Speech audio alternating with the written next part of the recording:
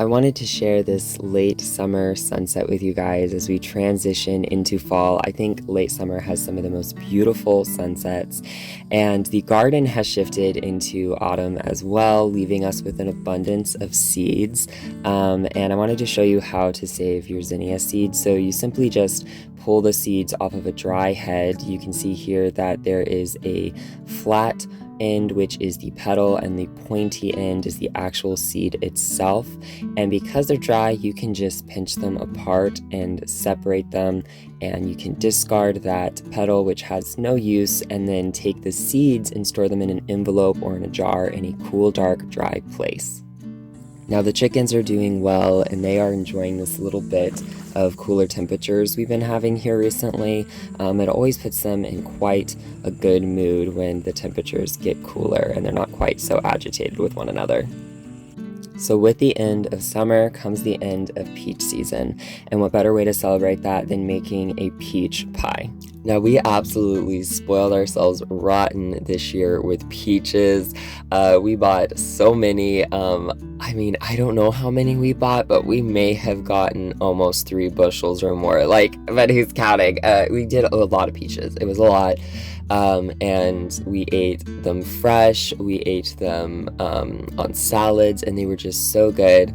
And we got all of our peaches from Lane Orchards this year, and they were a really good price, and they were just so unbelievably tasty.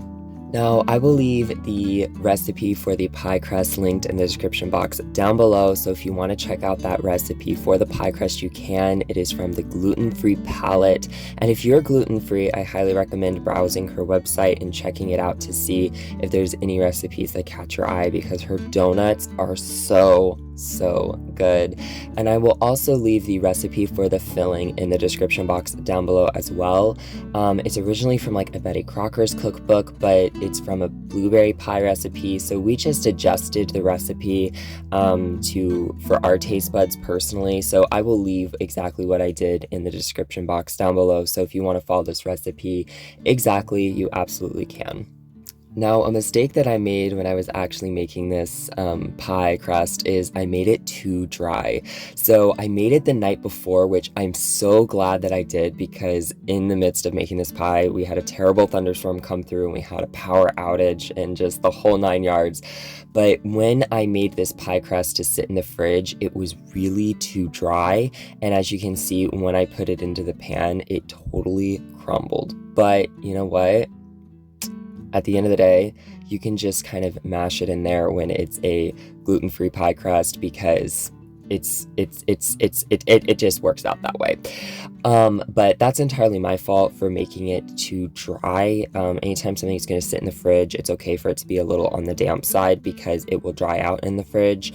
And in my case, I just made it a little bit too dry, and then I put it in the fridge and it dried out more. So yeah, but it's really not that big a deal, especially with gluten-free, because you can just kind of mash it in the pan, and it's notoriously hard to work with gluten-free pie crust. And, anytime you're making something gluten-free, it's hard to work with. So never beat yourself up if you make something gluten-free and it doesn't turn out exactly how you envisioned it, because rarely does it turn out the way you think it's going to. I definitely think the top crust turned out better than the bottom crust, because by suggestion of my mom, when I had it half rolled out, I put water on top of it and let it sit to absorb some of that moisture, and it was easier to roll out after that. After baking, it turned out lovely, and it tasted as good as it looked. Once again, I will leave the recipe linked in the description box down below, as well as all of my other socials, so if you want to give me a follow or try this recipe, you absolutely can. I appreciate each and every single one of you. Thank you so much for tuning in with me today. I really do appreciate you, and have a wonderful, wonderful rest of your day. Bye-bye.